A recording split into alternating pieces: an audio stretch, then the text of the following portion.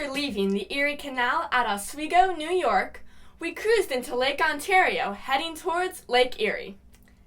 There was one small problem.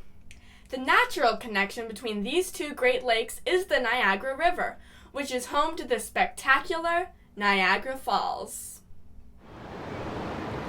Behind me is the Niagara River, which carries water from the Great Lakes to the Atlantic Ocean.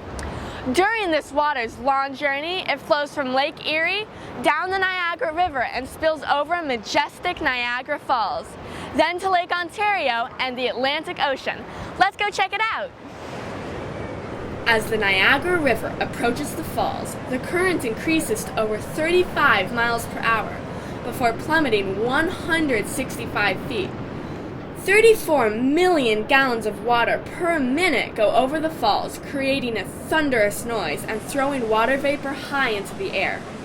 The Niagara River defines the international border between the United States and Canada, so half of Niagara Falls is in the U.S. and the other half is in Canada. We didn't have to worry about going over the falls because we were going upstream. Three Sea would have to climb up the falls, which obviously wasn't going to happen. Fortunately for us, the Welland Canal is located just a few miles west of the Niagara River in Canada. This man-made canal was opened in 1829 to carry large ships over the Niagara Escarpment through a series of 8 locks. These locks are nothing like the quaint locks of the Erie Barge Canal. These locks are 760 feet long and 80 feet wide, and today's freighters are built to fill every foot of each lock. When we entered a lock, it felt like we were in the belly of a huge iron beast. We had to look hard to see the person at the top of the lock who would tell us where to stop and then throw lines down to us.